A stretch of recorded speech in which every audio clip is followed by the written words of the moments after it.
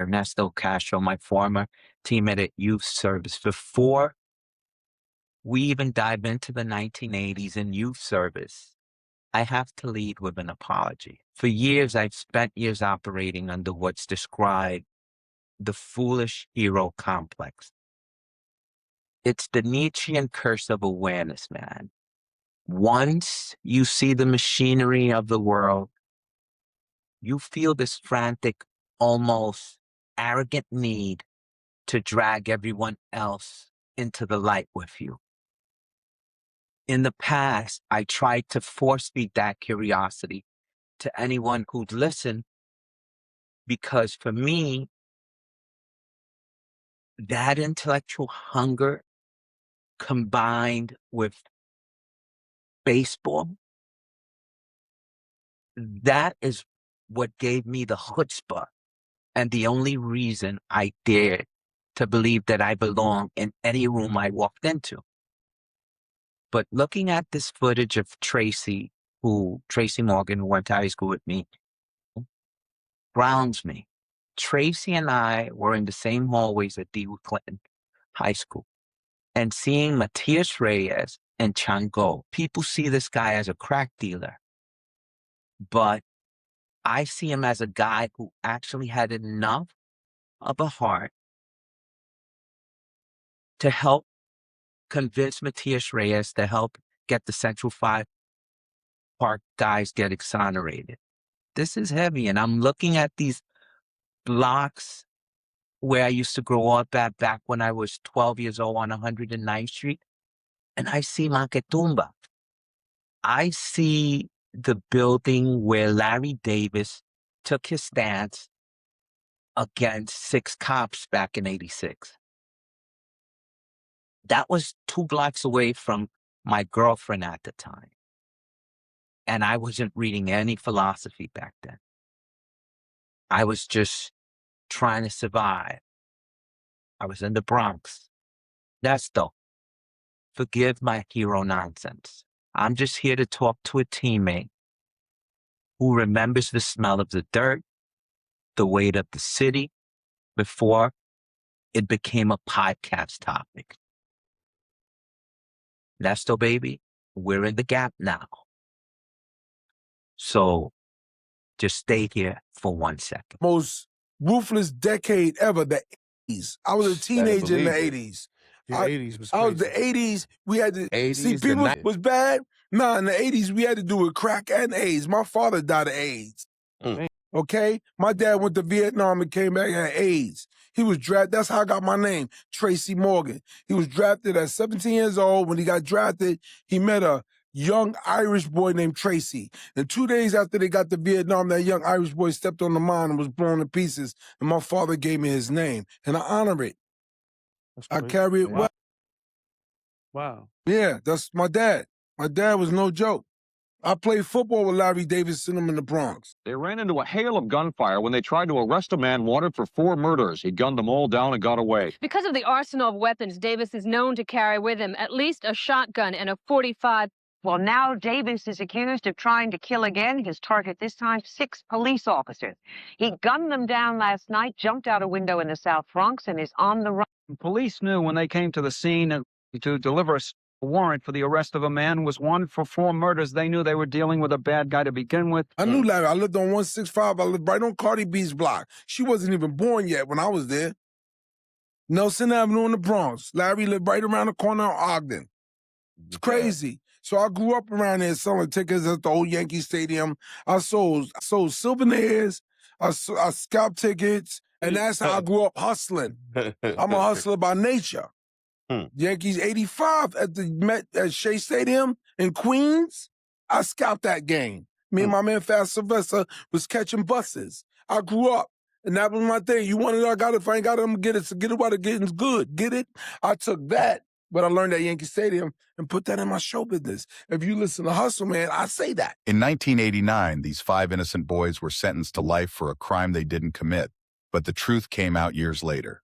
The Central Park 5, Kevin, Raymond, Yusuf, Antron, and Corey, were just boys when they were wrongfully convicted of the brutal assault of a jogger in New York's Central Park. Despite no physical evidence linking them to the crime, they were sentenced to years in prison based on coerced confessions. Their trial was a media frenzy, with the boys portrayed as monsters. But what the public didn't know was that the confessions were obtained under duress, and no DNA evidence ever connected them to the crime. In 2002, over a decade later, the real perpetrator, Matias Reyes, confessed to the attack. DNA evidence confirmed his guilt, and the 5 men were exonerated. This wrongful conviction changed their lives in dramatic ways. They had spent years in prison for something they didn't do. Who was Makatumba? Who was he? What was his race, ethnicity? Was he black? Dominican, Dominican. originally from 109th Street, and he was a large dope dealer from the Lower East Side. Wow. Had like a large scale operation. They used to have $1 million parties from selling heroin back then. You know, the mecca for heroin in New York City at the time was the Lower East Side historically, and so dudes had, you know, $1 million parties, Maserati parties since then, 70s into the 80s. Big people. So he was a member of that crowd, but he lived where we from. And so that's how he heard what was going on. And like he told you, that's how he reached out to us. What they were trying to do only intrigued him. And so he wanted to hear who these little kids that everybody's talking about. And then that's how we started messing with him. But that apprenticeship ended quickly because he was murdered about 10 months, a year. Before we get into the dirt today, do us a favor. If you're finding value in these sessions, head over to the link in our Instagram bio. The link will take you to our YouTube, Spotify, and the central repository, stoopjuice.com. We call this Dylan Kane's The Developmental Gap. It's a title that describes the specific, often invisible space between raw performance and meaningful application. In this game of baseball, talent is common, but development is rare.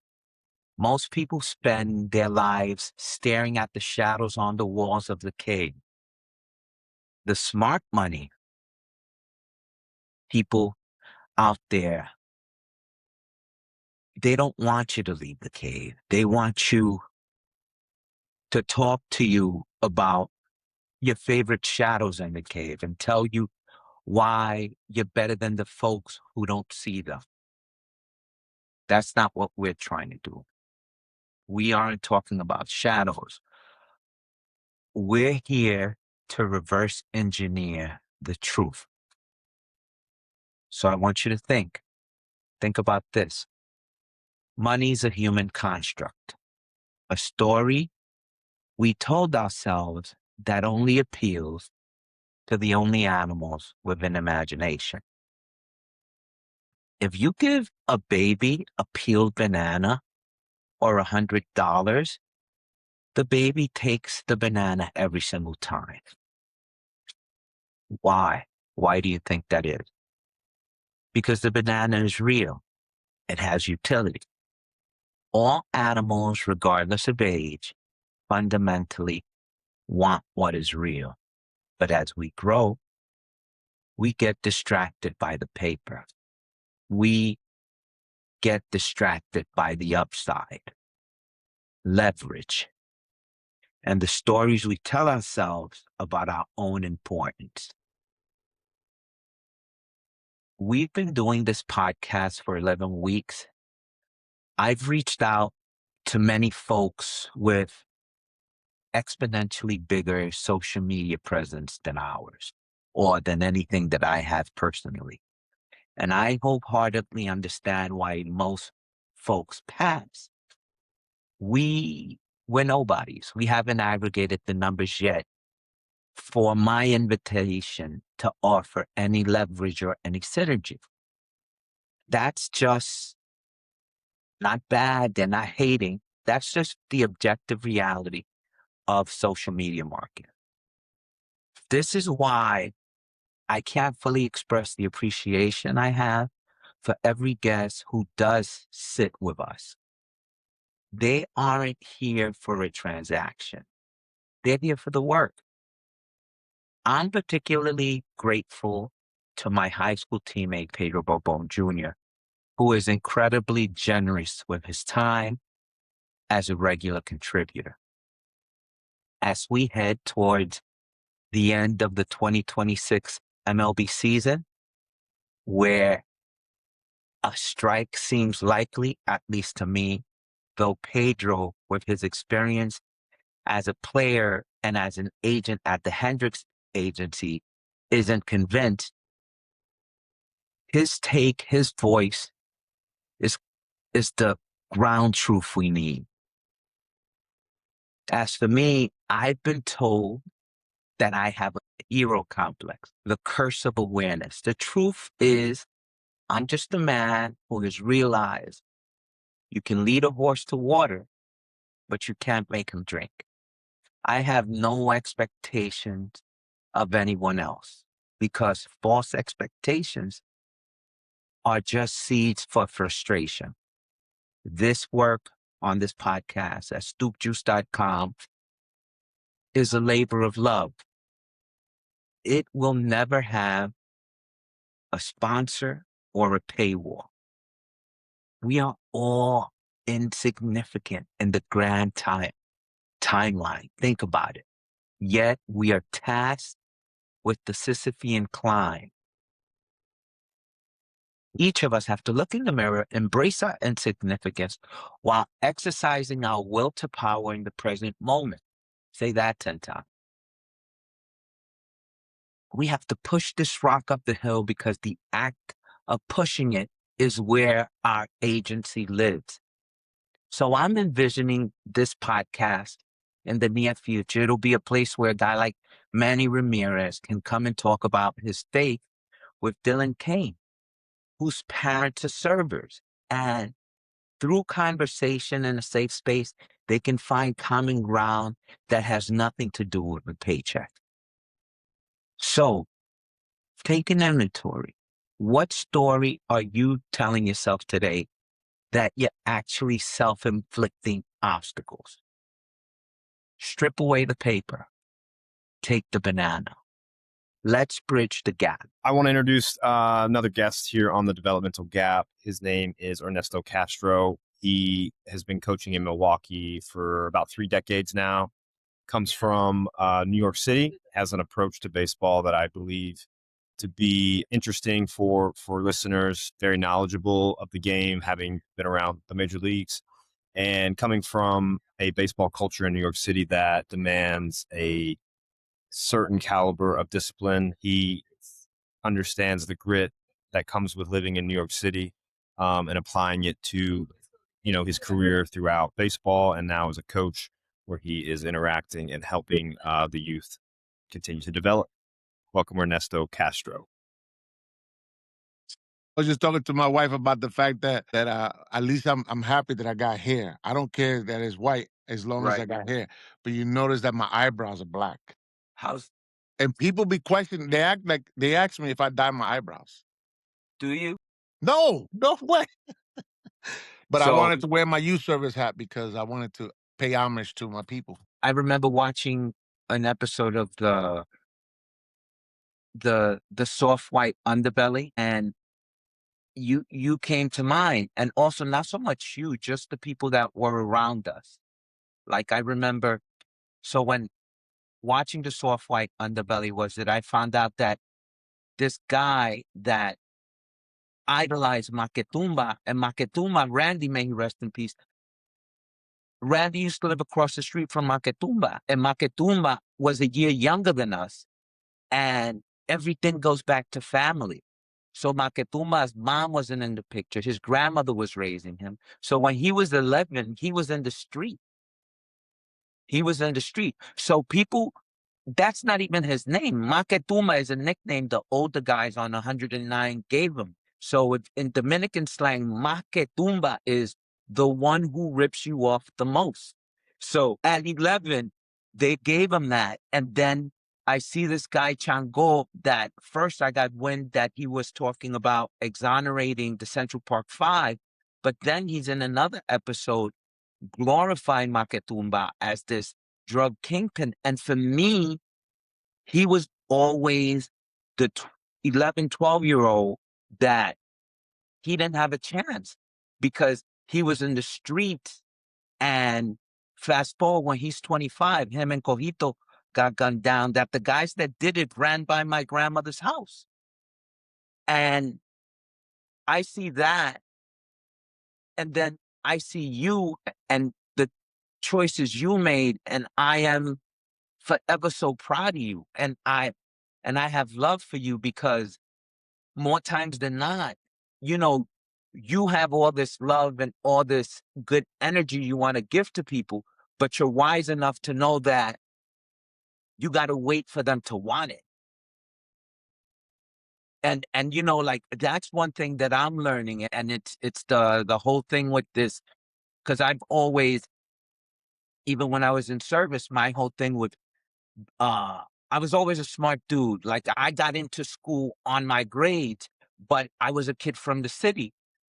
And I knew that the things that I was reading was changing my life. But the thing that I have to check myself sometimes is people are not trying to hear it, even if it's of the best intentions. If people don't want to meet you there, don't be the guy smacking people with your Bible of what you think will work for them. And I want people to get educated, especially from the inner city, from where we come from. You know, I want to educate people. I got to slow my roll sometimes. So I told you about this project before we were starting. This is the developmental gap. We don't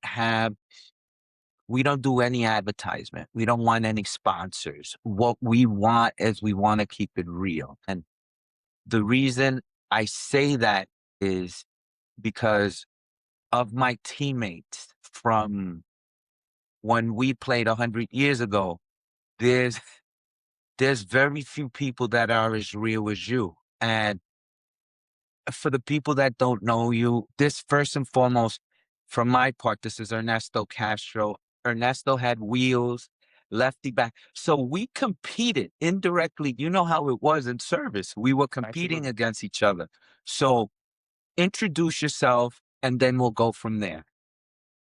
So my name is Ernesto Castro. I grew up in Hell's Kitchen in Midtown Manhattan, a very difficult environment for a young boy that lost his dad. When I was 5 years old, my father was murdered. And I could just go back a little bit and just tell you how I got introduced to baseball. And it was basically the schoolyard, playing stripe box. And I can't tell you exactly when I picked up a bat, but I'm assuming it was probably when I was around 8 years old. I think it was just kids playing the normal game, having fun at the schoolyard, whether it was playing baseball or basketball or tag football or even kickball. I mean, we got creative. And by the time I was 12, I was actually a pretty good player, like no coaching whatsoever, not playing in any team, just playing schoolyard baseball.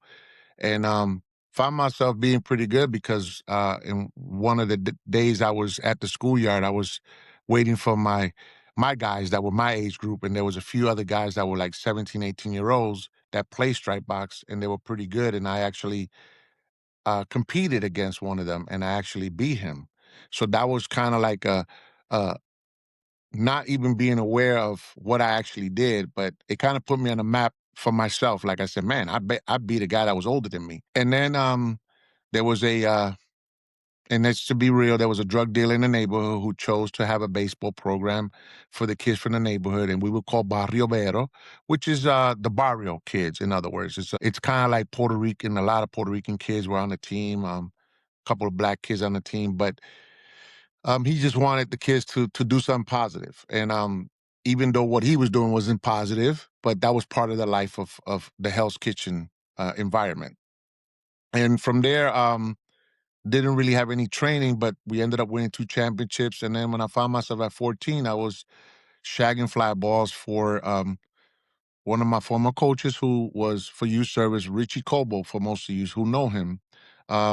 Didn't know that he was a coach at youth service, but I would shag fly balls for him. And one of the guys on the team basically stated, hey, this guy is this little lefty guy is really good. You should go and ask Richie. Richie's a coach. You should play for him. So that's how I got introduced to youth service, and basically, to be honest, that's history in itself right there. So that's a little bit about me. So you mentioned Richie. It's funny because Richie was my first coach in youth service, and I keep in touch with Richie. Unfortunately, his wife recently passed away. I went to the services. When Richie was coaching at Morris High School, he asked me to come back and help him. And I helped them for a year, and these kids were so good. We won the city championship. So, it helps when the school was mostly Dominicans, and I saw a bunch of kids that can run, so that any coach that, like the guy that used to be at G Dubs, Mandel, he used to act like he invented baseball, like Abner Doubleday. Right. And it was because Manny Ramirez went there, and Areas also. Alex Arias, all our teammates. The other Manny went there, the outfielder. Yes. But it was all Dominicans, and it was like an extension of DR. So in the opening, one of the things that I touch on is how things were in the 80s and how things are now. Can you speak to that first time you left the city, not for travel, that you left the city and that something happened that you were like, wow, this is so different than New York. Can you speak to that? Well, one incident that I could, to this day, I still speak about sometimes because it was really prevalent to me. And I'm going to be, there's no filter with me. I hope people understand that I'm speaking from the heart. I'm being honest. So don't take it the wrong way how I present certain things. I'm very passionate when I speak. I think sometimes people may take that I'm angry because New Yorkers tend to talk kind of loud, but I'm coming from the heart. But I remember just one experience that I had that was probably really difficult to understand was that playing up in, if I'm not mistaken, it was in Connecticut, and playing a 15U tournament, and we were a team who had, how could I call it? We had a team that had variety. We used to play music. We had the conga, like the bongos, the maracas, the guido, and we would sing, and most teams would just lose it just because they never saw something like that. And I heard some words that I would not kind, the N word and the spick kids and stuff. And so that was one of the things that growing up was difficult, to be honest, as a young man. We know growing up in New York that there's some areas in Manhattan or the Bronx or Brooklyn you go to, which again, we experienced some of those things even playing in Marine Park, that we understood that that's their neighborhood. They're protecting their neighborhood. So yeah, that's kind of the question you were asking me. I'm not sure if that's exactly. No, no, no. I just want you. I want you for your realness. Yeah. So take it So where you yeah, want to so take so it. so that was basically one of the bad experiences because I felt like as a parent that I am now, I'm proud of being a parent, but I also feel like if your kid is competing with whatever ethnicity the kid may have, you should be a parent to those kids also because you're just watching kids playing baseball and competing against one another. And that should be the most important thing. There shouldn't be no ill effects to whatever they might feel personally because it's just sport. And I think that sports brings a lot of unity. It brings a lot of different diversity. It also brings a lot of different cultures that people might not be aware of. And perfect example, the World Baseball Classic shows you that. Like people don't realize how passionate Latino players are, and we play music and we having fun and we enjoying it. Here we kind of real particular. It's almost like we robotic here. It's like, oh my God, we can't celebrate a home run. That's not something you do, or you can't throw your bat up, or you can't do this dancing. But now we realize that they see the joy in the game that how we bring to the baseball. And I think that that's huge for people to really see that it's just we are kids playing a kids game, but when we become professional players, it almost seems like we lose sight of who we are sometimes, and they don't want to give us that freedom to play the way we you You saw me play at 15 or 12 or 13. You saw my passion and my swag, and now you draft me, and now you want to change me, and you're taking away what really impressed you about me. So that's kind of difficult in a sense. So now did you go to a junior college before you got drafted? Absolutely. So I went to a junior college again. Just to go back to youth service. For those that are watching the Developmental Gap podcast, my name is Jose Franco. I am co-host of the Developmental Gap podcast along with Dylan Kane. This is a experiment that we started. Dylan and I, we met working in a private school and having conversations, and one conversation led to another.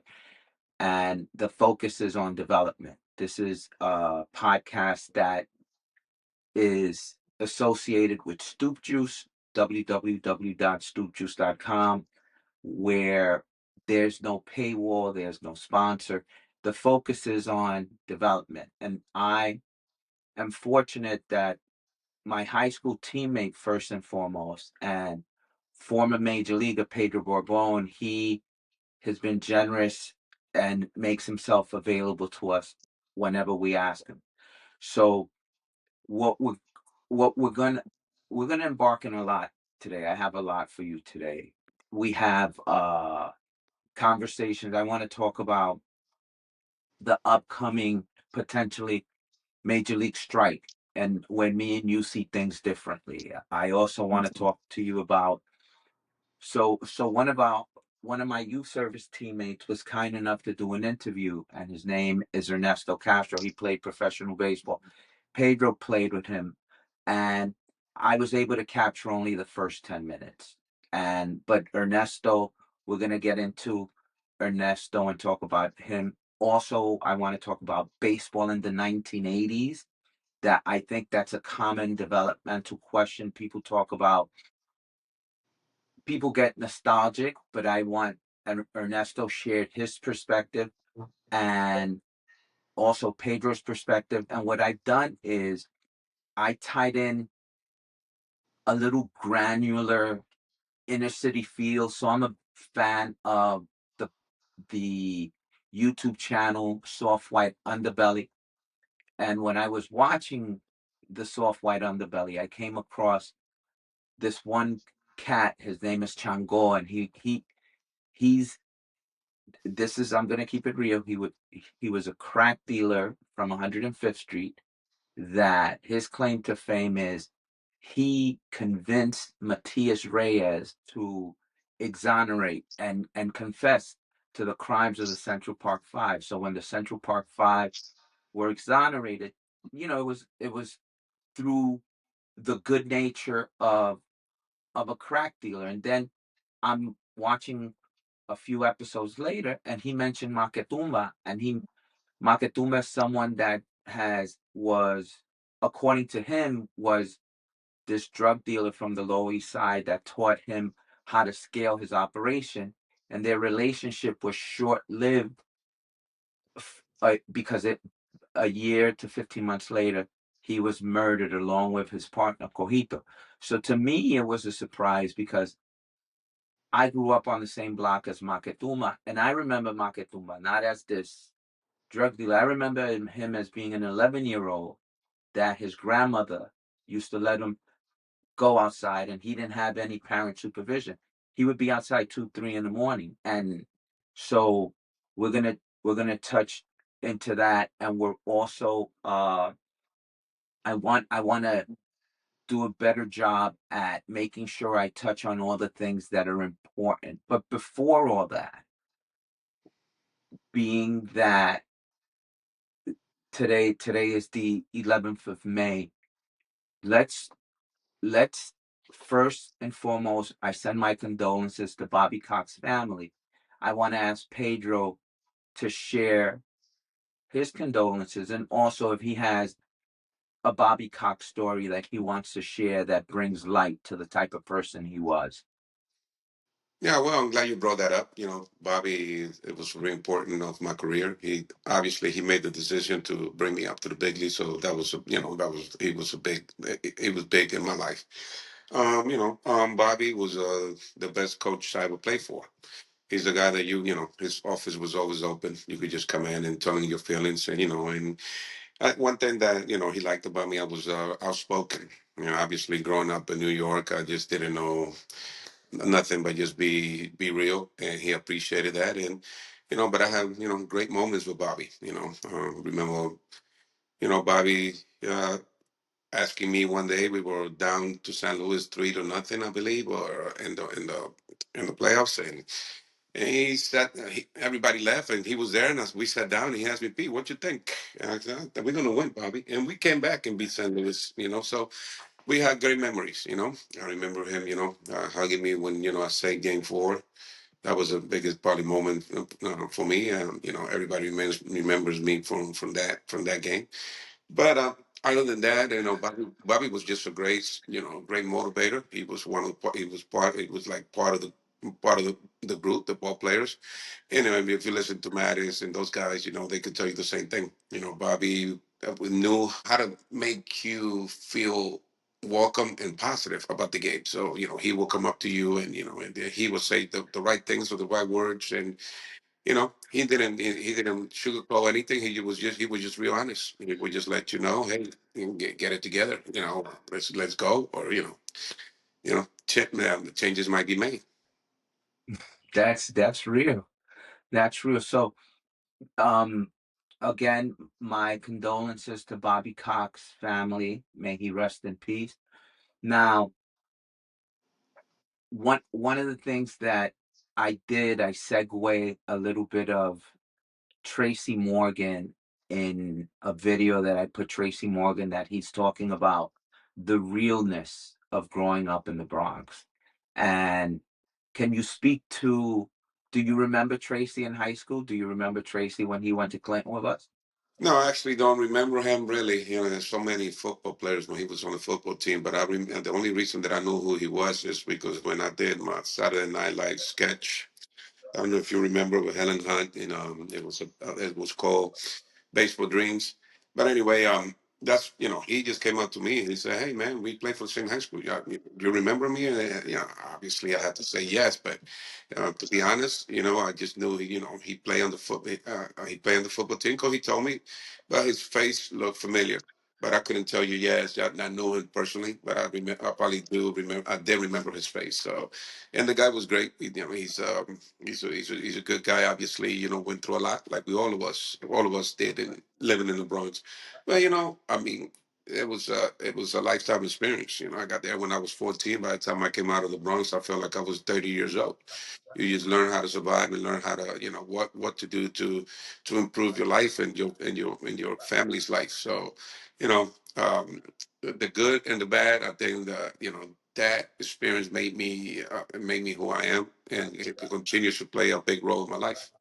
So Tracy in Tracy was in a podcast and he was very transparent. He spoke about his dad coming back from Vietnam and his dad contracting AIDS and his dad passing away, like it was a common occurrence. And also I see that experience and that story repeat itself. And he still persevered. He talked about living in Ogden on 165th Street, right by Yankee Stadium. He used to scalp tickets, Yeah. and he used him being in the street. Then you take someone like Ernesto Castro. Ernesto was kind enough to come on the show. Ernesto, we played with Ernesto, and for me, I remember Tracy because I used to see Tracy all the time, and I was class president, so I had tentacles everywhere. But I remember Tracy, him, even before he was a comedian, he used to be in the backyard in the schoolyard with his friend Leroy. That, to my surprise, according to Tyrone Buford, I don't know if you remember Tyrone Buford from the football team. Tyrone Buford still keeps in touch with Tracy, and Tracy still keeps in touch with Leroy, which is like us, through thick and thin, we stay close. Um, so, but we look at someone like Ernesto. Ernesto came on the show and he was candid about his father being murdered when he was 5.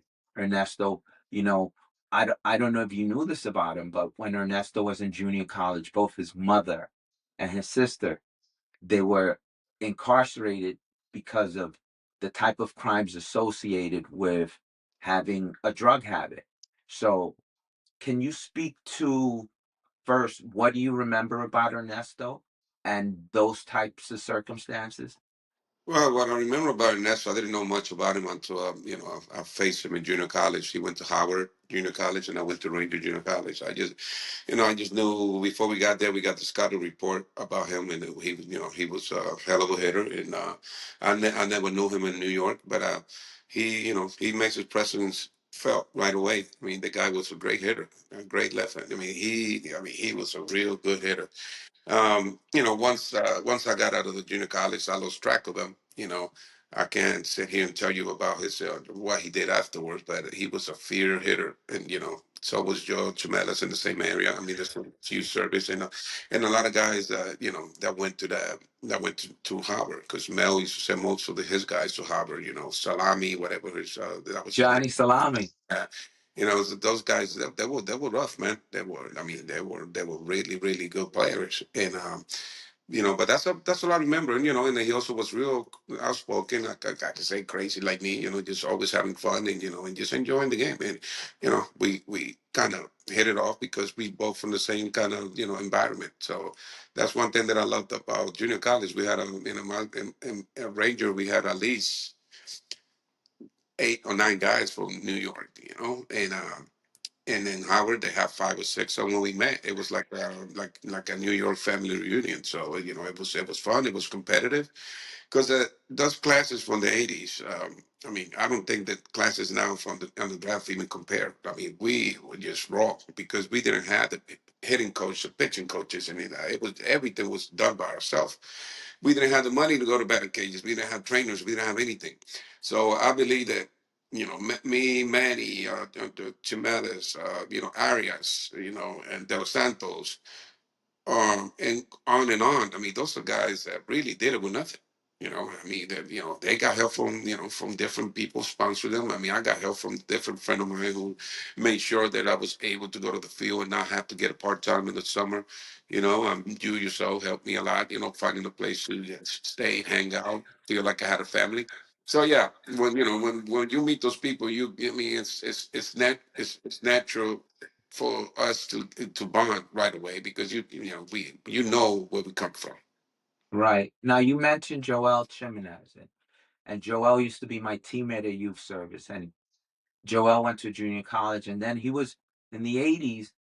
He did something that wasn't common. He was a Puerto Rican playing for the University of Texas. Yes, sir.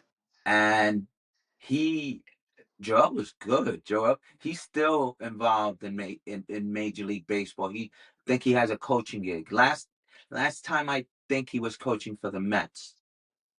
That from LinkedIn, I think he was coaching for the Mets. But what most people, the reason I want to touch on Joel, and now that I want to talk about the 2026 possibility of work stoppage, do you remember the story of when Joel played for the Giants and he was a scab and Barry Bonds was like, no, he's not going to play? You're familiar with that story? Not really. Actually, not really. The last time I remember Joel. I remember him. Uh, you know, uh, Being a shortstop and a pitcher, throwing 100 Yeah. from shortstop and throwing 100 on the mound. He was a freak. He was a freak of nature, and great, great, great infielder, great pitcher, and that's all I remember. About Joel. To tell you the truth, we kind of parted away. I was, as a matter of fact, I got to do my research. I don't know. I don't even remember exactly what team he played for when he got to the big league. That's how focused we get in ourselves sometimes that we forget where some guys go because we sometimes we don't have time to.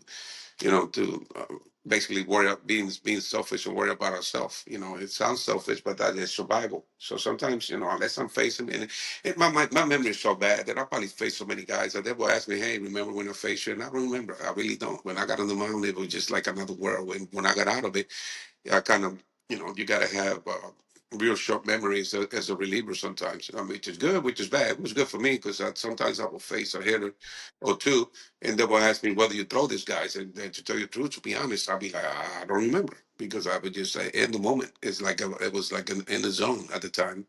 Good or bad, I was always in that zone where it was just me and the hit and the catcher. So sometimes I didn't even know what the hitter was standing or anything. It's hard to explain, but I never had a good memory when it came to facing some guys. So I did have memories, especially when you face the big guys. But I usually got hurt mostly by the little guys. Those are the ones that I remember. To tell you the truth, is that the guys were not the David Ortiz, not none of those guys. I remember the little guys that hit me because that's what got me frustrated. When the big guys got me, there's no big deal. So what I'm trying to say is, I don't have much to go about Joel. I think I met him once. And honestly, he came into Howard when I was already going out of range. I think it was my sophomore year. So. But he was still in Texas, so you could still hear the rumors about him. He was like a legend over here. So what Benny was saying, he was a scab, and it's funny because I think that strike, your father tried to make a comeback. I don't know if Yes, you remember. that I do. I mean, I got calls from I got calls from the union asking me to to talk to my dad because he's trying to cross the line. I said, you can't call a 55 whatever year old he is and tell him to sell. He said, and they told me no, I should tell him because he already cursed me out like 3 times, not that he wants to play. And he called me. He called me at least every other day. Wanted me to go to Cincinnati. They have a spot, and I was like, "Do you understand that the major league is paying for your pension? You're going against them right now." But he didn't care. My dad, it wasn't the most educated guy. He was just a farmer from the Dominican, so he didn't care. He just wanted to play, and he didn't do it for the money. He just wanted to show that he could still play. And Right. he was still throwing in the upper 80s, and he was doing great in sprint training. But he thought that he was still young, didn't do his running like he's supposed to, like with the other young kids, and it only took a line drive up the middle, and he fell on his ass, and that was it. David Johnson sent him home, and my dad made sure. And my dad made sure that some birds that he sold them were dead the next day. I don't know what kind of pill he gave him, but David Johnson, told me later. He said, Pedro, when I was with the Dodgers, he asked me, Pedro, your dad killed the parakeets he sold me. I said, you should have never released them. Yeah, 2 days later, the parakeets were gone. He said, man, I released them, and then two days later, I'm in my office, and then the parakeets are done. So, that was my dad. He put a voodoo on Cincinnati. When they released him, when Cincinnati released him, or traded him in the same day to the San Francisco. He got on the field early and said, "Y'all not going to win the World Series." And guess what? He said he took the voodoo off them when they won in '91. So I don't know what to believe. Oh my God. Oh God. Oh God. So so back so what happened with Joel, and then we'll move on. So Joel was a scab, and he was in the minor leagues, new family, and he crossed over. So he played good during all that time. So he did so good that after everything was settled and everything, the Giants were trying to keep him on. Giants were trying to keep him on, and pretty much Barry Bonds, and I forget the name of the third baseman at the time for the Giants. They were like, if anybody talks to Joel or go next to Joel, um, we're going to try to get you released or whatnot. So when they were getting ready for the game, everybody would hit in groups of threes. Joel would do his thing by himself. No one would hit with him. So on and Didn't so know forth. that. Didn't know that. But I could see that coming from Barry. Yeah. Yeah. But also, you know, um, A lot of guys did it, I mean, that probably was the only chance for them to make it. It never crossed my mind because I was still young, and I knew that I had a future with the Braves. But I can't judge those guys. I mean, your whole career, you're trying to make it to the big leagues, and you find this opportunity that you might be even say I'm playing the big leagues for one day, even if it is against inferior ball players. I mean, why not take the chance? Um, uh, Thank God I was in that situation because I was on the 40-man roster at the time. But if I probably would have been in the minorities, I would have been tempted by my dad and go, okay, yeah, let's go. Because, I mean, you can only hope so much until you realize you get some numbers. You know, sometimes you just a number. You just a ball player to fill in a spot on a double A, triple A team, or minor league team, just so the prospect to have somebody to play with. Otherwise, who are they going to play? So Right. you either go from from suspect to prospect. And most of us were always suspects until we became prospects.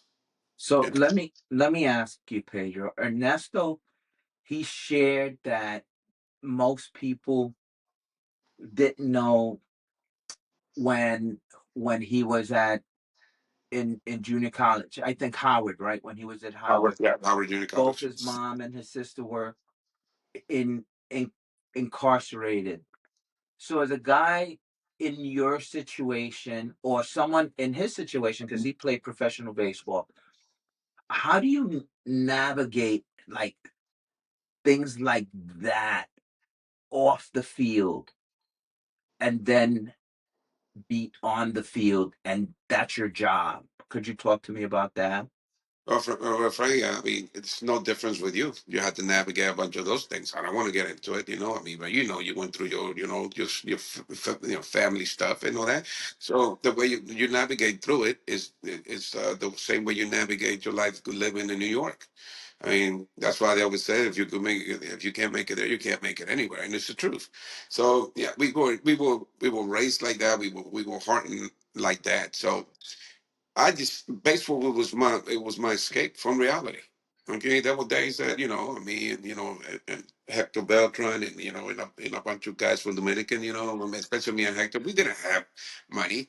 There was and we, on the weekends we relied on bologna sandwich, and ham and cheese sandwich, whatever little money we could get for some family or friends, we had to go, you know, buy some cheap food, or that's first time I started eating burritos in Texas, and I mean, I gained probably 15 extra pounds in less than 2 months because that's all we had. So at the end of the day, our escape was baseball. And one thing that baseball teaches you is perseverance. I mean, trust me, if you don't have the patience in baseball, you pick the wrong sport because it's just not going to happen right away. Even the number one draft, those guys, they got to go they got to go through the bad times and good times. So, but to me, it was easy. It was my escape from living in New York, sleeping with a friend's house, even your house, not a place to stay, and at least I had a little little bed in a dorm and an air conditioner, something that I didn't have in New York. And so you make a bad situation for some other individual. To me, that was perfect. I get to, I get to, hang out, sleep, go to school a little, and then go play ball. I mean, what other? I mean, it was an escape from reality, and baseball was an escape from reality. I mean, my whole life. And I didn't discover that until I was 15 or 14, But once that happened, that was my escape from reality. I could just, once I crossed this line, all my problems went away. It came back after I went home, but I made sure that I was there early in the morning to make it all go away again. Right. Like the thing that fascinates me about someone like Ernesto is like because both me and you, yeah, we had our issues. We went through our stuff, but and even you, like you said, when you were 14, you left the yard and you were staying with your uncle, and your uncle, they did the best, they loved you. And even me, when I was rebelling, whatnot, I had my family, I had my mom, so on and so forth. But the the thing that fascinates me about Nesto, because me and you, we talk about agency, taking ownership and responsibility regardless of your situation. But this is someone that his dad was murdered when he was 5, and he's dealing with like some real stuff. And because it and at the same time, keeping it real, Ernesto used to be short and a little nasty with people, but he used to be upfront, and he was the type of guy that I remember him. I liked him because he was so direct. He was so honest, and you knew where you stood. But I appreciate that.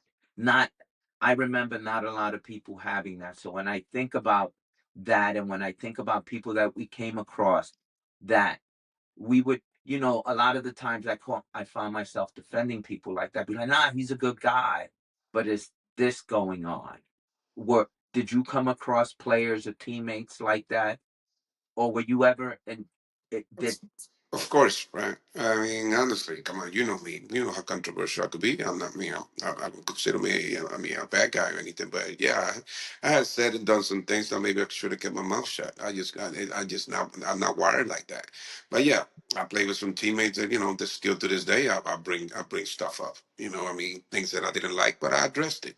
And sometimes I was a little harsh, but that's the only way that I know how to do it. There was almost getting in fights, and I did get into a few fights with some teammates. I mean, you got people coming from all over the world, all over this country. I mean, all over all the states in this country and everywhere. So you don't. Everybody has different upbringing. I mean, we have Hispanic, we have just people from the South. We have we had African American. We had people from all over the world, different culture, different thing. All of us together for 160 something games. Something is bound to happen. I didn't agree with things that coaches and things that some players said. They didn't agree with me. I did some stuff right now that I think about it all the time because I always think I got a short memory for what happens now, but the things that impact my life, it could be the smaller things, like one gesture, one and something that somebody says that sticks for me for the rest of my life. So yeah, I could go back and realize that, man, I was really an asshole. What I did. But it's. I mean, you're always on the edge. And especially when you've been released once already. Every time I went out there, I just felt like it was my last day on the field. Until I realized, yeah, I'm a prospect now, but I never took that for granted. I just knew every pitch that I threw meant something and meant that I was gonna be with the team, and I never changed that. And I never, that never got out of my head that I needed to be. I was on the, put it this way, I was in the defensive mode my whole career. Anything that a coach said, positive or negative, I just thought it was knocking me, putting me down. And I didn't know how to deal. I have a problem with authority still to this day. So that's something that I had to deal with. And, I don't like working for people. I don't like to be told what to do. And it doesn't matter. It could be my partners. It could be my family. It's just the way I am. And that's what probably was the same way. I mean, I just hate to be told unless I ask. And I know I'm wrong by that. I do so many stuff sometimes that I'm like, man, am I 59 years old? Am I still 30 or 25? But that's just the way it is. I mean, how much longer do I have? I'm not going to change for anybody. So, in the long, yeah, to answer your question, sorry that I went so long, but that's just No, that's the way I express myself. I mean, yes, I mean, I just honestly, there's so many things that I wish I would have changed. right. Now, it's funny. Like I mentioned before, the piece of Chango, and how, yeah, this guy's a crack dealer, and this is someone that I probably wouldn't bring to my house, but I can find an intellectual lane to see how he created this. He's locked up with this guy, Matias Reyes, and he finds out that Matias Reyes, because the word gets around, Yeah, and he in prison, he convinced him. And then thing that made an impact with me, and it's something that me and you talk about. One of the things I'm always telling you is I've been fortunate that I've been around inner city kids, but I've also been around kids in Ivy League schools, and I've been around that environment. And I went to a pretty good state school. That I personally feel the pecking order in terms of your education, first is your family, then it's the school, then it's the people you associate yourself with, and those are choices. And that, that ties in into family, so on and so forth. So when I see that, and for me, like, I can be in a room and the person can have an Ivy League education, but just because you have an Ivy League education, you still could be an underwhelming person, regardless of where you go to school, because you make choices, and you don't need to go to Harvard to treat people with respect. The a lot of the kindest, nicest, wisest people are people that I've met in my journey that are self-taught, autodidacts, that they choose to be a certain way, and they have like this intellectual curiosity. So that's something that I want to do. I want to pivot into, I want to talk about someone that's he is a hero to some in the New York City baseball circuit, and some people see him differently. And he, like all of us, he's flawed, nuanced. I want to talk about Mel Zitter. So Yeah. you remember that it was you that brought me down to youth service. Remember that you got recruited. You may not remember this because you were getting recruited all the time. You got recruited, and they asked you if you know of a lefty pitcher. And then I came down, and then I went down, and then you went down the next week, and then you stopped going. Can you speak to that? Well, like I said, I have a problem with authority. She- I went in there, and I went there a few times, and I didn't appreciate how hard he hit the ball off the basketball court. It was like trying to intimidate me, and it just got me really mad, because I mean, a couple of balls hit me in the knees. It wasn't like I was a bad fielder. It just, you know, um, I just didn't like. I mean, obviously his program worked. It just didn't work for me. It just, it was too demanding. It was like going to the army or the navy, which is later on I understood that that's what it took, in the minor leagues and in college and this and that, the hard work. But he took it to another level. And then when one day I just told him, look, I cannot come next weekend because I'm working with my uncle, and I worked with my uncle on selling, what was it, Pierre Cardin belts, and the distributor, and he lived in, he had this bootleg company. We put it this way: he had a little van, and we would just distribute this to all these Dominican shops in New York, clothing stores. So that's what I did. He would pay me $200 on Saturdays, and hey, that was a lot of money for me that could take care of myself. So I explained that to him, and he said no. And you come, and you're gonna be here Saturday. I mean, and I said no. So he threw at me $40. He said, "Here, come back Saturday." I said, "Okay." So I remember it was me, Hector, and I think who was it? And, somebody else was with me. And I said, "Okay, guys, let's go eat pizza." So I took the $40 and just ate. If we bought pizza, we bought like 3 or 4 pies, and we ate pizza. And I didn't show up. So he got really mad and called me back in the end, and he really took it at me. He really started hitting the ball hard as he could. So I just dropped the glove, and I said, "The hell with you." So I left, and then we came back. But what he used to tell his guys was, if y'all don't get a hit, if Pedro strikes you out, y'all gonna do 100 sprints. Well, I think they hate me because they did a lot of sprints after that. Once I find out that was the deal, I used to tell them, "Man, y'all gonna be running a lot next week," and I made sure that Mel got the message. I don't care what you told this kid; they cannot hit me, you know. But he took things personal, and I didn't like that. He just knew that we were poor kids from the hood, and that he could say or do whatever he wanted. And I just never been able to do that. And obviously, at my age, I don't think I ever gonna do that. That's why I try to stay home as much as I can.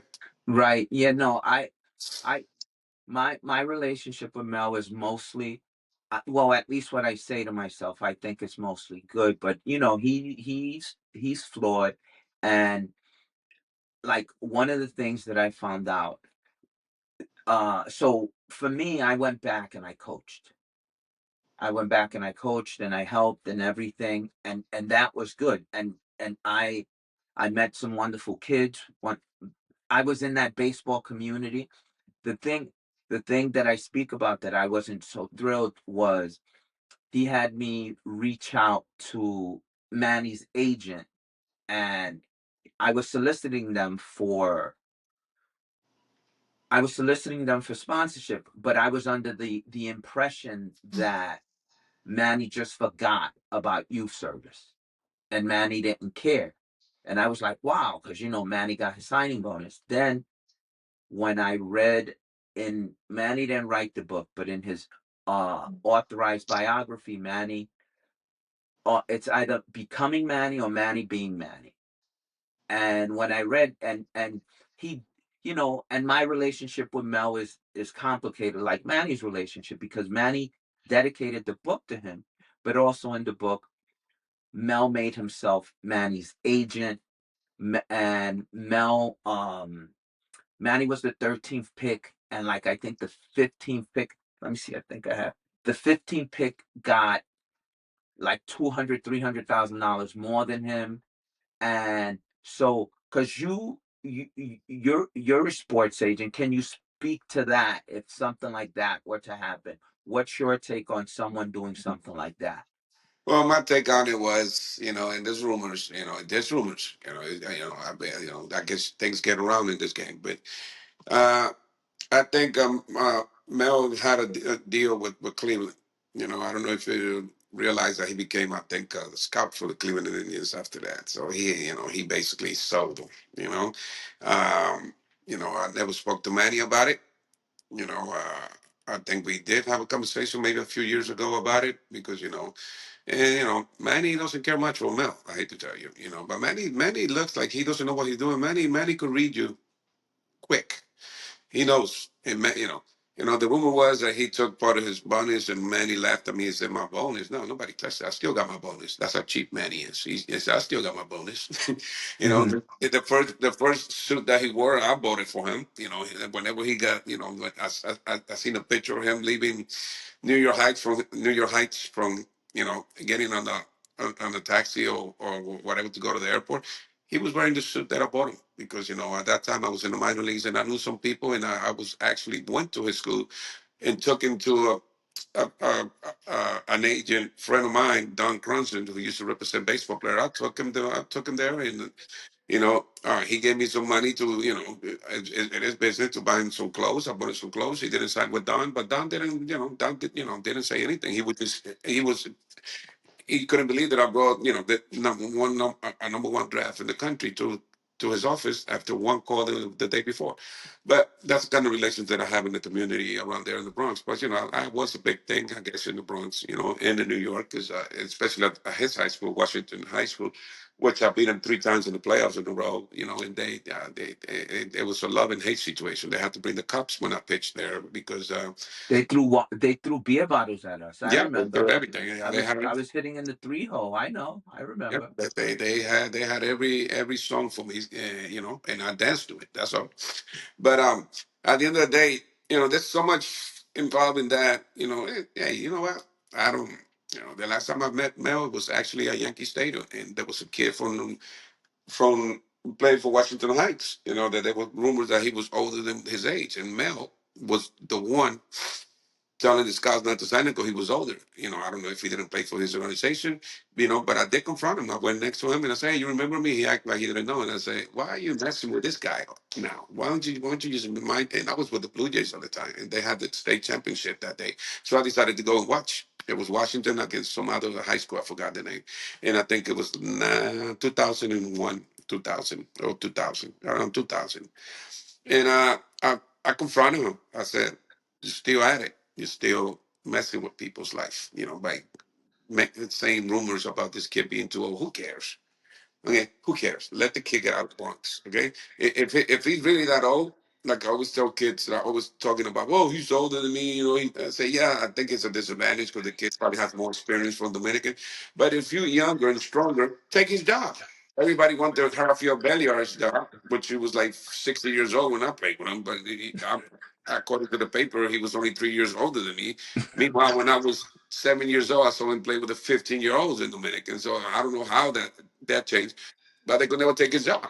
So my point was, and still is, if that guy is that old, I understand in high school it's an advantage, but once you get to college, there's no advantage of you being 2 years older or younger. Either you're good or you're not. You are in the same.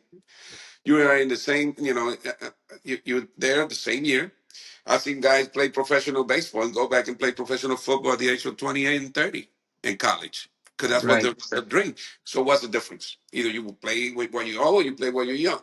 So, at the end of the day, that's just my opinion. Mel, he had too many graphs on everything that went on with high school baseball, and Mando also. They became this figures that control this kid's life, and uh, Mando, I never had a problem with him, and I don't know much about him. I mean, he seems to me like a great guy. And Marcelo might be a great guy to some people, but the way what he did to me and what I saw him doing, it was bullying.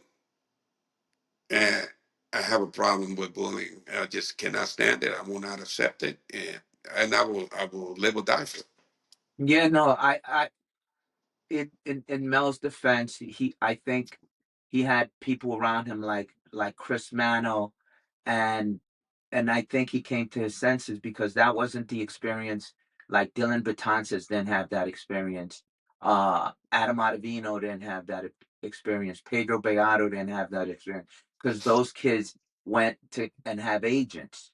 So that people spoke to him, or the parents were educated, because at that point that wasn't the case, and it was, and Dylan Betances in particular, he was real close, and I think when he played for the Yankees, he got the Yankees to donate money to American Legion. So it's not this perfect world. But now look, one of the things that I'm concerned about at the end of the season, I really think there's going to be a baseball strike. What's your take? What's your perspective? I mean, I haven't been, checking on about the issues or anything like that. But I'm gonna tell you something. Whatever strike it is, it's not gonna go for that long, Frank. I mean, especially the way the economy is right now. You lose baseball team, and you go on strike with baseball teams, and you're talking about, places shutting down. I mean, when the last time, that when we had COVID here, every bar around over here at Minute Maid, what they changed the name now, in Houston, they went bankrupt. Okay, it's 162 games, but it's 81 games playing at home. So you're talking about hotels, traveling, food, beer. It's not just what the stadium makes or the MLB makes. It's that area, the parking lots, all that transportation. The ecosystem. Yes. So you cannot, and the way I look at it, I don't blame the players for taking the money. I don't blame. I mean, that's why they got the union. That's why the owners got the owners union. Whatever. They need to stop going bidding on these ball players like they are a vehicle. Like they buying, the James Bond, you know, uh, whatever car he had, something. When they went for Soto, it was like a car option. All the billionaires were bidding on it. Like an auction at Christie's. Yes, I don't believe there's a salary cap, but the owners also got to be conscious enough to say, you know what, and they don't need to get together, but that'll be collusion. But they need to be reminded, just because they got billions and billions like the Mets and the Yankees and the Dodgers and those big market teams, that how is it going to affect the next guy they want to sign? Okay, so they are the ones who are creating this. It's not the ball player. The ball player doesn't have any power over what they get. But they don't. People want to blame the ball players, and no, I'm always going to go for the ball players because we only got this window to make our money. So yes, if me and you are the same, we got the same talent, and you are making 3 more millions than I do, and we got the same number of well, then that's the problem. The problem is either I had a bad agent or the system is flawed. But at the end of the day, the only power we got is to say yes or no to our agent or negotiate ourselves, which I don't recommend. But it all comes down to the owners being greedy and having what they wanted to get what they want when they want it. How is that sort of thing turning out this year? It's looking great for the Mets, isn't it? Right. You know Yeah. what I mean? Yeah. I mean, you could have the best ball player in the world. It doesn't mean you're going to win. This is one of the few um, um, games that it is a team game, but it's an individual game. If I don't do my job, I mean, if I don't do, I'm going to go out there and try to do my job. If I don't do my job, yeah, it affects the team. But I don't think if I do my job to 100% and the best, I won the Cy Young or won the best or won the MVP, that my team is going to win, because it takes more than one person. So they need to stop putting so much stock in one player, especially when they get this 15-year deal. Who is going to last 15 years after they already played for 6 years in the big leagues? I don't care how the nutrition is. You should know that you're not going to get anything at the end of this guy's career. He's gonna get hurt and he's gonna go home. Like Fielder, like even I mean, those contracts don't work. So put a stop to this 10-year deal stuff. Okay. And if you're gonna have young guys and you know that you don't want this older guy at the end of his career, like Prince Fielder Jr., he hurt his back. It's not his fault. He's still getting paid, you know? And he didn't give Milwaukee what they wanted, or whatever team he went after that. So it has to do with typical America. It's I want the nicest car, I want the nicest house. It's keeping up with the Joneses, So they need to stop that, and they don't need that. We never gonna have a salary cap. Okay, we're not gonna do the football thing. We're not gonna do none of that because there's too much money in this game. But Well, that was in '94. It was salary cap. Today, the owners are pushing for a luxury tax, and that functions exactly as a salary cap. So, the modern players are that takes away from it being a free market. So if it's a question of semantics. So it's because you get penalized at different tiers. yeah, guess what? You think the Dodgers care about that? You think the Yankees care about the salary cap? I mean, about that, The luxury tax. the luxury tax? No, they don't care. Otani is getting what, $70 million a year. Otani probably makes them $100 million a year, just some endorsements, okay, and the people that come to that stadium, and the people that go see them outside that stadium. So yeah, when you got guys like Otani, you got guys like Freeman, you got guys like Soto. Yeah, there's some benefit to it, but they they are willing to pay the salary, I mean, the luxury tax. That's not gonna just not gonna stop them from doing it. They're gonna pay it. The Yankees been doing that forever, and now the So Dodgers are doing it. what's your perspective on this brand equity and deferred payment, like with Otani? He gets Right now he makes $2 million a year, but he's going to be owed all this money. Hey, I think it's smart from his part. Why would I make $60 million a year, $70 million a year, and pay taxes in LA, which he's going to end up probably paying 60% of his salary. So I mean, it's business, it's capitalism at its best, and that's why we have agents. And I mean, I think to defer the money is the best thing a ball player could do, because at the end of the day, you are able to save the money. So when you retire, you are making more money when you play. And if you're satisfied with the money you make now, why not? It keeps you from blowing money. But people like me and other ball players, I think it's a good idea. At the end of the day, I need to do a little more research into what's going on. I try to stay away. I got enough problems in my life to be worrying about what the players. As long as I get my pension every first, I'm fine. Once they stop doing that, then you're gonna hear from me somewhere. So because it's funny because back in '94, a player like Joel was a threat because he was a scab. Yeah. Now there's a minor league union, so the threat of scabs that's gone because now they have a minor league union. No, I don't. It'll be the same. Really? My minor league union, the minor league union belongs to MLB. I mean, I'm pretty sure. I mean, they didn't just come up with a minor league union. That's probably No, MLB. no, no. It's through It's an MLB. individual. No, it's through the MLB, but it's Yeah, the minor league union. But it's you can look at it as collusion also.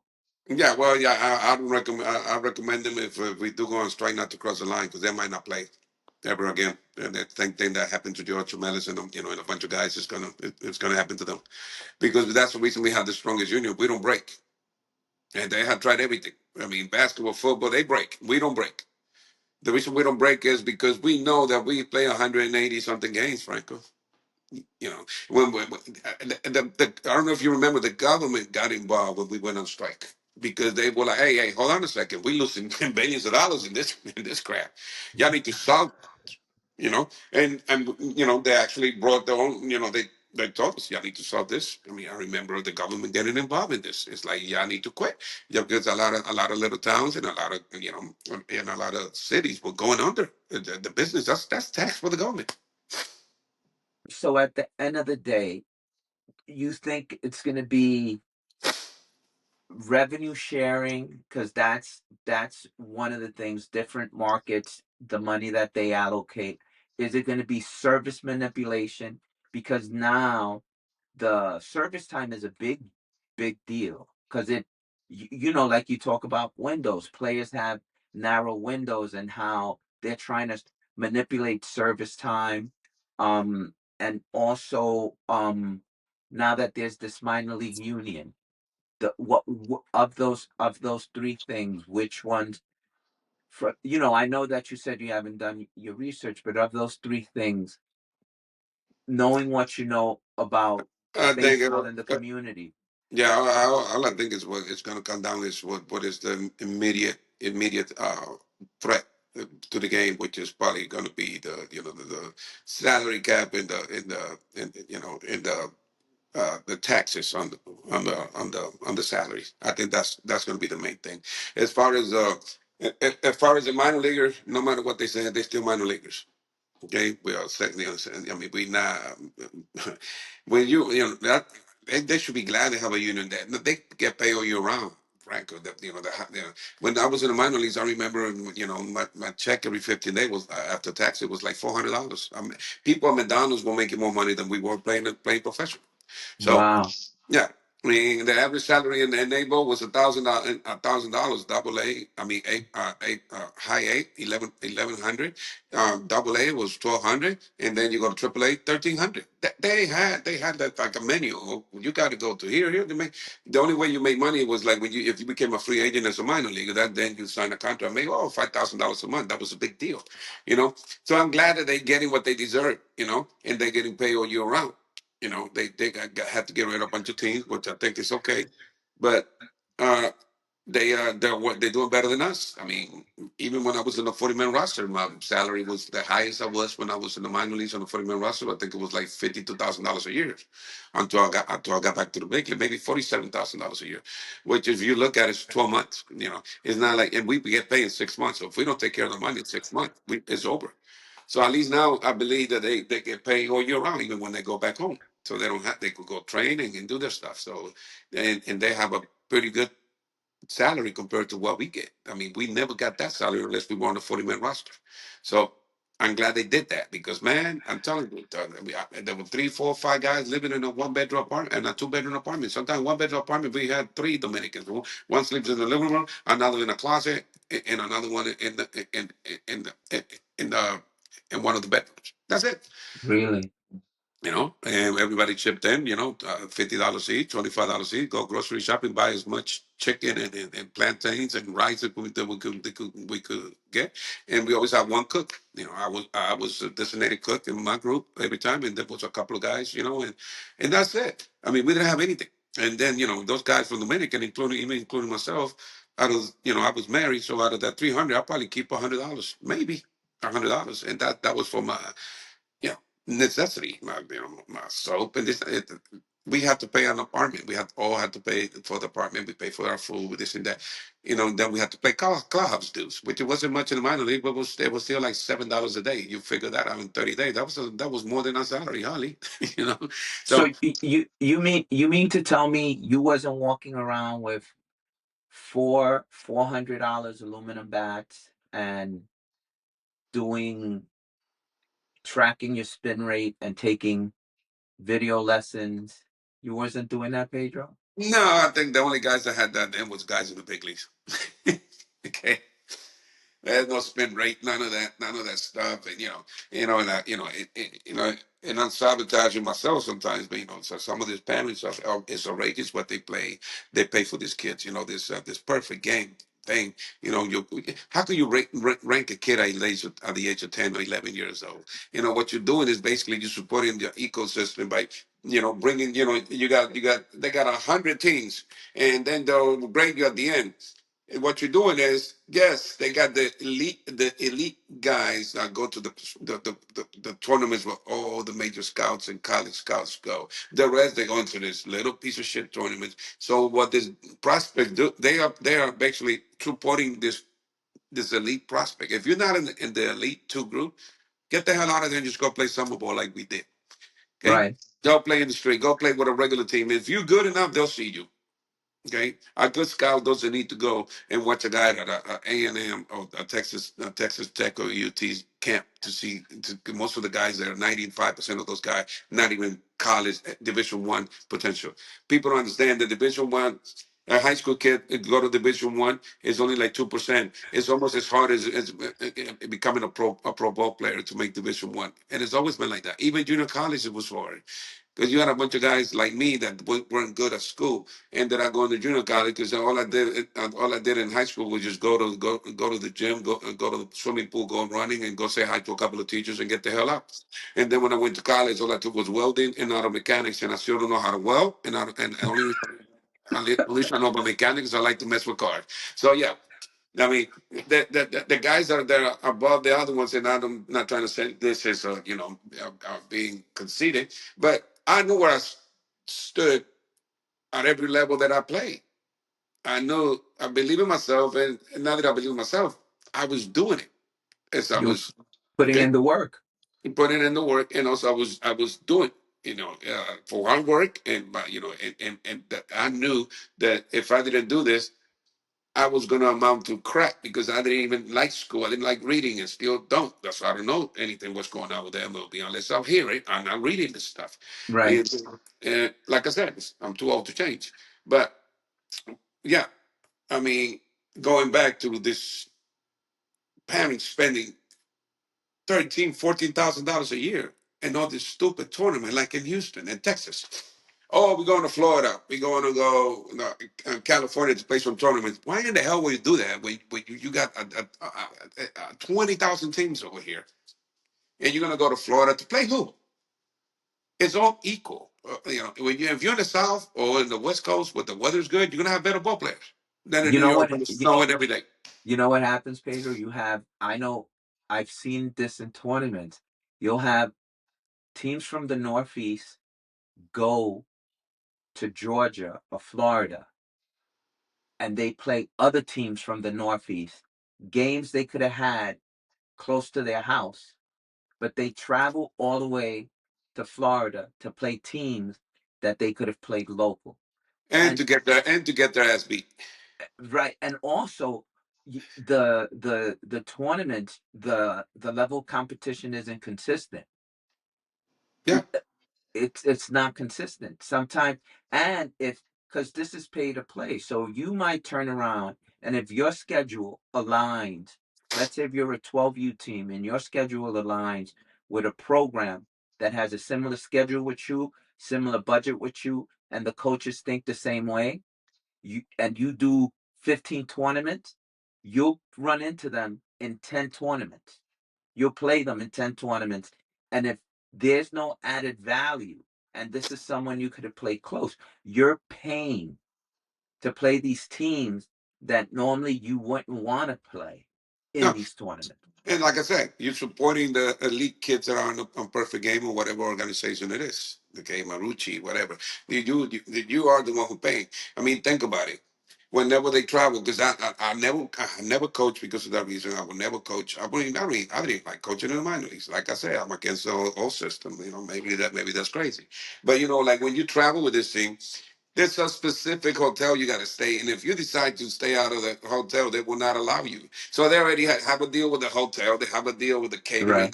Right. So they're getting money from every angle. Okay, you're bringing 20 teams to this hotel. I'm going to book the whole hotel. I get a discount. You know, they got the advantage mileage for their company. They flying all over the world on the parents' dime with kids that they, as soon as they see that the parents are a little reluctant to go, I don't know if oh my God, why would you do that? Look, he was ranked. I mean, look at him. He was ranked number 3. Now he's ranked number 1 this year. I mean, he's just getting better and better. But you haven't realized it. Well, I guess we do another year. And, man, the gig is people are sometimes, they live in their dreams through their kids, and I appreciate about it. And I'm the first one to tell parents your son is not a pitcher, but he's the best pitcher on the team. But your team must really suck if he's the best one because he can't throw here in the goddamn cage. What makes you think? Oh, he struck out. You know, like he struck out on 5 and in 3 innings the other day, and I said, well, who was he pitching to? A bunch of blind kids because he can't break a window right now. So don't Right. tell me that he's good when I'm seeing what I'm seeing. He cannot hit a target, but kids are swinging on everything. So now you think your kid is Nolan Ryan because he's striking out a bunch of kids that cannot play the game, but they're in the team. And they make their, I love when they say the AAA team, he's a major what? The hell you talking about major? Major what? Why don't you just say the 11 years old, the 12-year-old, the 13-year-old, stop trying to sell these parents that your kid is in a different level than Joey across the street. And the only reason Joey's not better than your kid because Joey's not interested in being on this goddamn baseball team. He wants to go play bowling. But his parents got him on that team. But Joey might be a better athlete, but he doesn't like baseball. So my Right. point is, at the end of the day, everything in life is a scam, Franco. Okay? The only thing that is true is the game. Everything else is you supporting somebody else, and we are the workers. So yes, if they don't want to pay us, we don't play. We don't play. There's a lot of people going to go broke. Yeah, Okay. I get that. To switching up a little to keep things light, and we'll put a bow tie on this thing. I remember because baseball's a human game, and I remember you telling me that you spoke to Dusty Baker recently, and Dusty Baker telling you that your dad hit him. Could you share any colorful stories? I know the one. Could you share the story about the dog? And you know the story about the dog with your dad? Yes, Please I know share every this. damn story. I was either part of it, I saw it, or I heard from him. Well, it just happened they went on a big long trip. I think it was 11 or 12 days. So there was a guy that he brought from Dominican to take care of us and the dogs. And then when we were in there, we were in high school. I mean, we were in school in Dominican. Obviously, he took care of his dog or whatever. He decided to buy this husky dog for some reason, a 100-and-something-pound dog, and so he decided to just go ahead and fill the bathtub with water and leave him a whole bag of food for the dog to eat while he was gone, just in case this guy didn't show up. Well, the guy didn't show up because the guy wasn't reliable. And I remember, he came back and they had a note on his door. They even called the rest and told him we need to speak to Pedro. There's pee and shit coming from the second floor. downstairs. The whole apartment smells like rotten, and I don't know what the hell's going up there as well. When he got back, there were mountains of crap and everything all over the place. I mean, he totally forgot that the dog was there. But when they asked him, why do you do this? And he go, because he should have known better to pee on the carpet. He should have went to the bathroom. That's the type of shit my dad used to do. So, so he got mad at the dog instead of mad at himself, you know. So he had to pay for the whole apartment carpet and this and that. And, and all I heard was he said, you're a bad dog, bad dog. I'm like, wow, the hell is a bad dog? But and but Dusty, I didn't know that one, but he, like he will literally hit you and then come go after you. I did that once, but I guess it was genetic. But yeah, I remember ball player Miguel Delaunay. He's he I was remember him. for Cleveland. He played for Cleveland, played for Las Águilas and Dominican. He's still the hit Ken until Polonia broke his record. Anyway, my daddy told him a bunch of times, "Don't bunt on me. Hit the ball. If you want to get on base, hit it." So he bunted on him, and he got the ball by the first base line, and instead of throwing it to first, he just freaking hit him in the head and knocked him heads up. And I guess Delaunay didn't bunt anymore after that. So just he was. There is. And the next time I tell you where is that, there is a page that is called, it's about all my dad's story, right? There's another one that they told him, Borbon, in Cincinnati, you cannot have this beard, you need to shave your beard. So he shaved his beard, his eyebrows, and everything, and went bald just because he was pissed. He had no eyebrow. He looked like he looked like he was getting chemo. I hate to say it like that, man. He just came out and shaved his eyebrow and everything, and he used to bite people, so they call him Black Dracula. Blackla, that was his nickname. So if he got into a fight with you, some part of your body was going to get infected because he was going to bite you. So yeah, so he has plenty of stories. Show up to the stadium with a monkey on his, went to somebody lend him a monkey, and the monkey tried to attack one of the bad boys. I mean, because he was hanging out with a stupid monkey. Mhm. Yeah. So yeah, he was a character. For the kids out there that are playing, that are trying to develop, what can we say to the parents in closing, to the parents and to the players, the things to focus on, what to do, what not to do? Well, right now they need to focus on, first of all, it's a lifestyle. It's not, if you want to play this game to the highest level, it's a lifestyle. There's no day off. I never took a day off. I don't think anybody that I played with took a day off. Okay, it's hard enough to be competing against not just people in your area. Every square mile or every square mile, there's one guy better than you. The difference is who puts in the work. And some people are naturally born with that talent. Well, not too many people are. But if you are natural born with that talent, please take advantage of it now when you're young, because later on it's going to be too late. And the day that you stop working, and like I did, once I got my big contract and I was secured for 3 years in the big leagues for sure. I kind of let my guards down because I just wanted to enjoy the fruits of I just wanted to enjoy the game, but I forgot that I was getting older and I should have never stopped working as hard as I did when I was trying to get that contract. So don't think because you did good this year, there's going to be the same next year. If you watch ball players in general, they have some of them got a steady career. Like they said, look at the back of the baseball card. That's usually what they're going to hit until they hit until they hit that low part of their career when they get older. But if they're going to hit 280, they're going to hit 280 for the rest of their career. But if you're playing high school and you're hitting 280, 300, don't expect to go to Division I college or go anywhere. To me, you either got to have a lot of power. You got to run. You got to be fast runner. Try to have at least three of those five tools.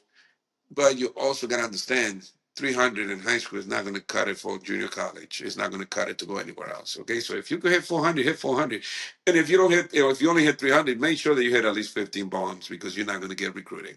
And on a sugarcoating, I'm just telling you, but it's not impossible. It's how much work you want to put in it. Not the best players make it. P. Rose wasn't the best player on the Reds, but he worked the hardest and he never took 1 second for granted. P. Rose didn't have the arm, he didn't have the speed, he didn't have, but he could hit. But he could also play in any position. And he wasn't a great fielder, but he worked at it to make sure that he stay on the team. And how could you deny a kid who's giving you? I think it's impossible to give more than 100%, but I think some people do, like P Rose. And I did when I decided that I was going to make it. So once you lose that, you basically lost the game, and the game doesn't owe you anything.